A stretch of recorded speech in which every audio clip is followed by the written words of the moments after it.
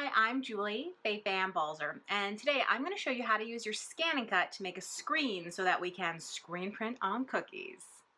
From the home screen, I'm going to choose Pattern, and I'm going to navigate to the built-in text designs. These are alphabetical, so I'm going towards F because, there you go, I want family, but I don't like this family. There happens to be another family in here which I do like. So I'm going to pick that one. I know that it has to be, I think, less than 2 by like 4 1/4.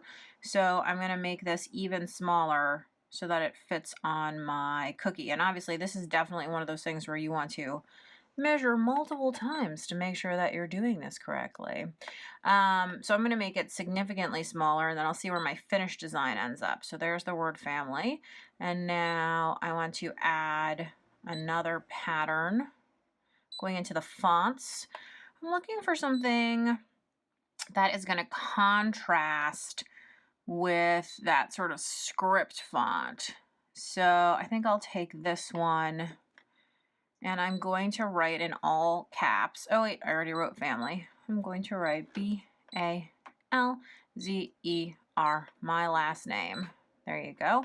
And I'll leave it alone, and then I need to resize it. So let's resize it.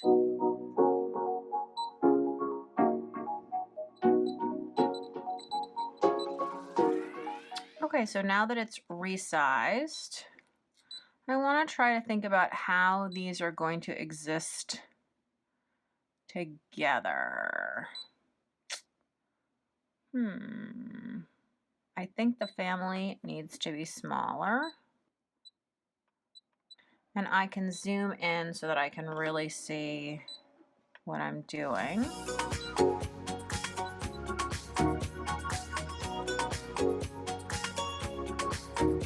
I can also, and I really like this, I can actually zoom in,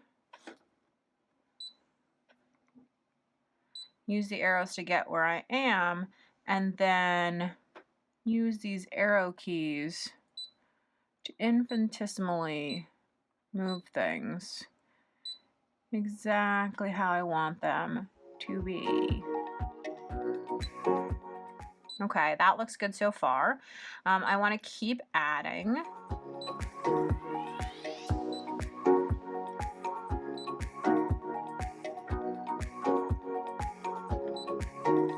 So now I'm looking for a kind of leaf shape to finish off. You can see I have several choices here.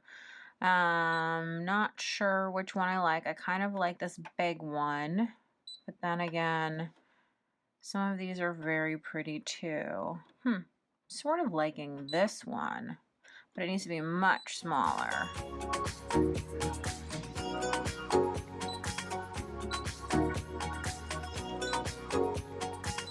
Whoa, still too big, so I can edit that.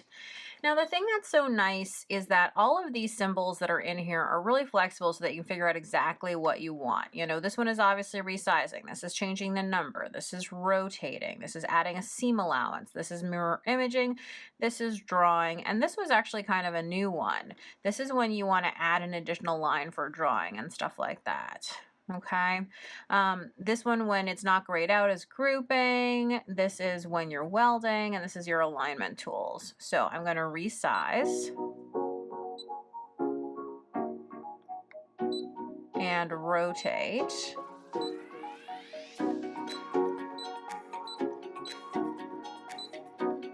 And let's go ahead and say okay one more time, because remember, if I click the arrow and then I zoom in, now, not only can I drag, which I'm happy to do, an arrow on over, but I can also use the arrow keys now while zoomed in to really fussy.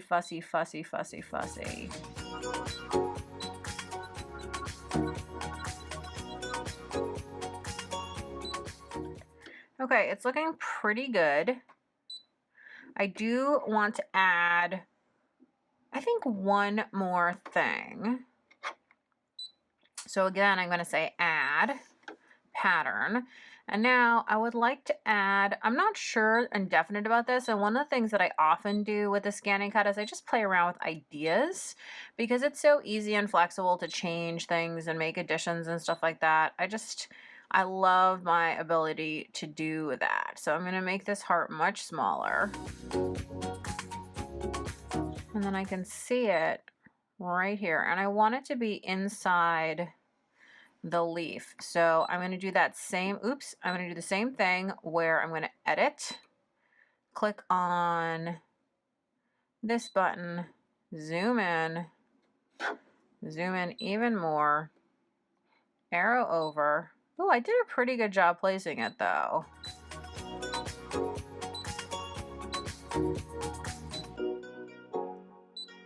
Only question I have is, do I want to angle it or do I like the heart? I'm just going to click all and object edit group so that I can really get a look at how I feel about it. And I actually think it looks fantastic. And it's just the size that I wanted for my cookies. I might actually make it even a teeny bit smaller, but just a teeny bit. Okay, looks great. So now that I'm happy with it, normally when you're cutting things out of heat apply, which is what we're about to do, you would want to reverse it, which remember is this button. But for this particular thing, because we're doing a screen, we don't need to. The last thing I want to add before I cut this is a screen. So we actually want to add a fairly large box around it. So I'm going to say, okay, let's add pattern. We want a rectangle. I can't figure, I'm better visually than figuring out the numbers, so I'm going to make it a little bit bigger and then see how these look together. So I'm going to use the alignment tools now, and I'm going to say edit. I want to select all parts, and I want to object edit. And then I want to use these alignment tools to center align it both directions. And I think that outside rectangle needs to be slightly bigger. So I'm going to tap off. So now I just have the outside rectangle selected. I'm going to resize it, but this is the aspect ratio button. I'm going to turn that off so that I can just make the width larger. You know, I might actually make the height a little bigger too, looking at it. Okay, maybe not quite that big. And then if I'm satisfied, I'm going to do the same thing where I'm going to select all. So both parts are selected, and object edit. I want to group it. So now it's one big group on there. So now I'm going to say okay. Okay. And let's get some material to load into the machine. This is a piece of heat apply material. It's very used. You can see I've cut many times, and that's totally fine. One of the great things about the ScanNCut is you can use things like this. There's a super shiny side and a less shiny side. Now, heat apply material is made of 3 layers. There is the transfer sheet. There's the color that you see. And then the third layer is the adhesive, which is activated when heat is applied. But you can see you're trying to do a half cut because this, I cannot push anything through that area, even though you can see through it because that's the transfer sheet. We just want to do a half cut. So I'm going to place this with the shiny side or the transfer sheet side down against the mat. Open my dust cover. Now when you're loading the mat, you want to make sure the arrow is going in. There are blue molded edges here. You want to make sure that your mat is right against those blue edges. Never, ever, ever load from the back of the mat. This is how you get a bent corner, okay? You always want to put 2 hands up front. Make sure that it's carefully in there. Hold a single hand in the center and press the load button so that it gently gets taken into the machine. Now, because this is such an irregular shape, I do want to scan my material to make sure that this is going to fit on it. So the shape that looks like an oven door, that's the scan button, and I'm going to be able now to see my material on the screen and place this perfectly. your scan is dark, you can hit the wrench tool and you can lighten it up so that you can more clearly see what you're doing.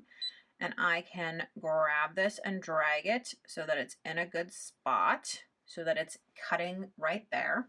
Then I want to go ahead and say okay and cut. And now there are a couple important things, okay? I mentioned that we want to do a half cut, and you can see that half cut is turned off. To turn it on, click the wrench tool, scroll down, and you'll see it says half cut. Turn it to on. The other thing is we may have to adjust the cut pressure for half cut, okay? Right now it's set to auto. We can bring it down, we can bring it up, but auto is the default and we're gonna start there. So we're gonna say okay. We want to add a test cut to make sure that the half cut is working. That's not even on my material, so I'm gonna drag it up and place it so it's right on my material. And I'm gonna say start, and the only thing that's gonna cut is that itty bitty test cut.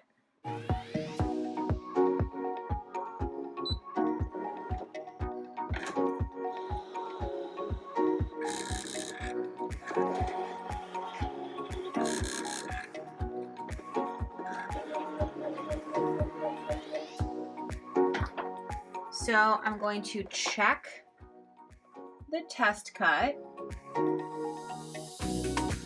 And it should come out very, very easily, okay? If it doesn't come out easily, let me show you how to fix that.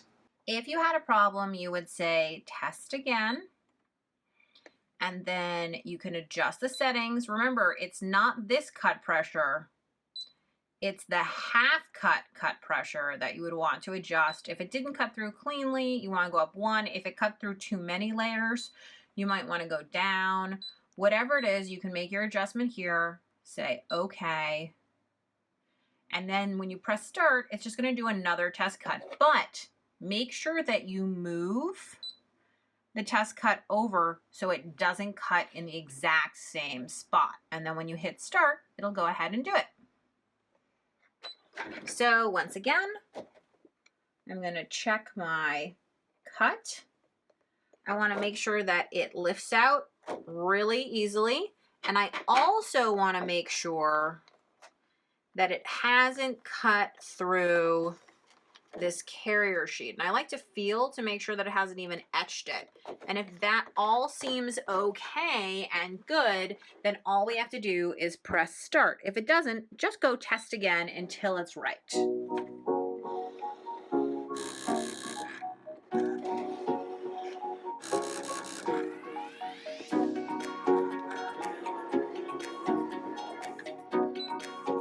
Once it's finished cutting, you can unload the mat. I like to remove everything from inside this little pocket here before I close up the cover.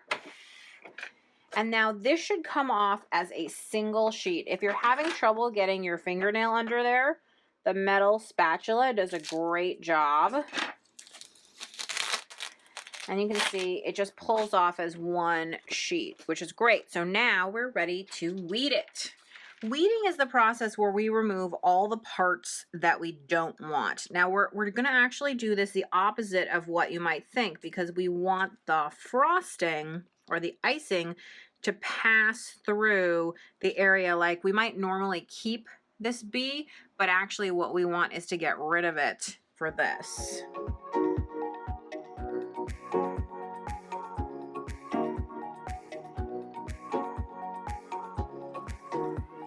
Looks great. Now you do need to trim outside the little box unless you want to just get rid of and lose all of that other heat applied material. But you know, I want to save this and use it for another project, and then just carefully peel away this margin. So now we are ready to head to the ironing board. I'm working with a piece of screen or sheer or mesh, anything that's going to be food safe, plus my heat apply material. Now you're going to put it with the carrier sheet side facing you, and that means the adhesive side down. Okay, this is the side that was up on the mat. You can place it anywhere as long as it's completely on top of that. Okay. Then you want to make sure to get a pressing sheet. Now, a pressing sheet can literally just be anything. It can be Teflon, it can be silicone. I am going to use a piece of fabric. That's totally fine. And then you want to iron. Now, my iron is set to the cotton, not the cotton setting, the silk setting, because I'd rather use a lower temperature for longer to make sure that I don't really melt anything. If you have a heat press, you can use that too, but it really depends on the brand of heat transfer vinyl that you're using.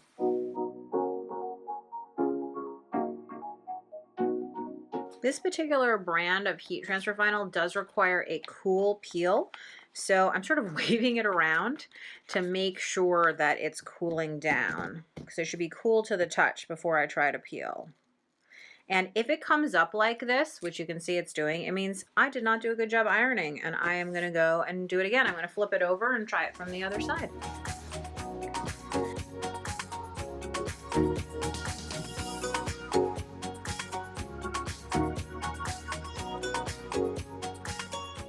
Ooh, it looks absolutely fantastic. And the reason we didn't need to reverse it is because we'll actually be printing it from this side. So I am just going to take some scissors and trim around the edges.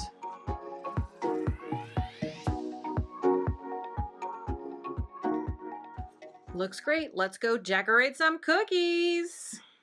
So you can see here that I did a little test run onto a pink piece of fondant and put it onto my cookie, and it looks great. I decided that the pink was a little dark, so I wanted to go with white, so that's why I have the white fondant. But in terms of practicing, if I move this out of the way for just a moment, if you take some paper towel and practice, it's not a bad idea. So we're actually going to do that together. So with your screen, you want to have the vinyl side down, okay, so that the screen side is up. Then I've taken a hotel room key, or you could use a credit card, whatever, just wrapped it in tin foil so that it's nice and food safe, protected. And then I have some royal icing here, and royal icing is easy enough to mix up, and the consistency that you want, I would say, is kind of like flooding icing, where it's a little bit runny. And what you're going to do is you're going to take some of that royal icing, and you're going to put it onto your screen, and then you're going to take your foil wrapped card and you're going to pull using your hand to keep it in place. That's really important. But you can scrape in many different directions, and then you can see how you did. You can see sort of on the edges of my letters, they're a little bit lighter. And I can see that my second pull is better, and I can just sort of keep going in this manner if I want, or I can say that I'm ready to switch on over to my piece of fondant.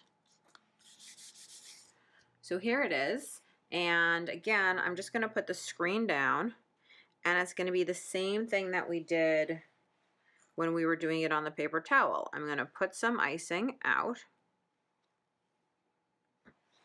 take my card, hold it in place, and I'm going to flood the screen with the icing and scrape across. You can see sometimes the icing gets a little bit sticky, especially mine's been sitting out for a little while. You can always just add some water to thin it down again, but you do want to make sure that it's not coming up.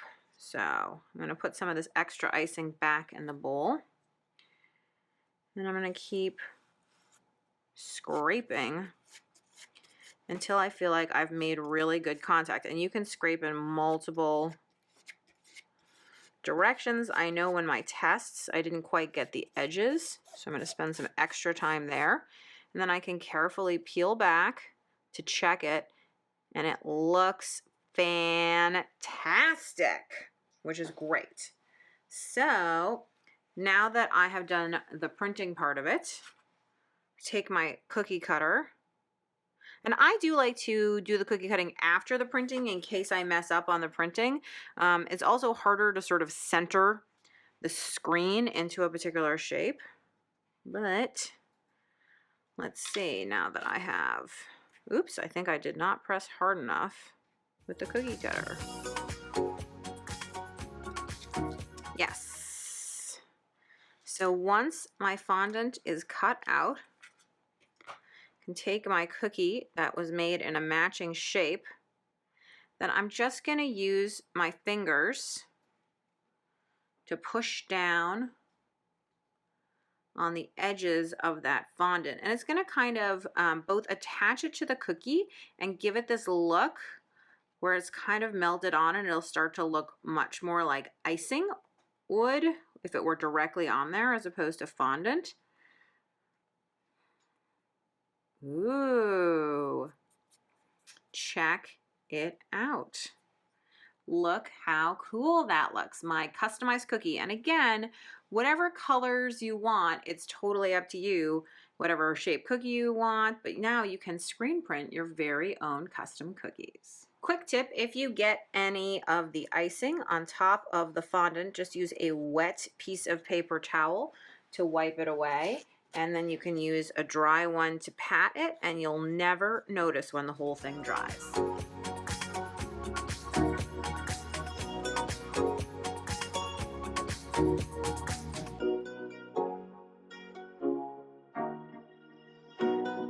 Thanks so much for watching. I hope that you'll make all of your holidays and events special with some custom screen printed cookies. And the best part of all, of course, is For more tips, tricks, and tutorials, be sure to visit my blog at balzerdesigns.typepad.com, subscribe to my YouTube channel, and of course, don't forget about the ScanNCut website at scanncut.com.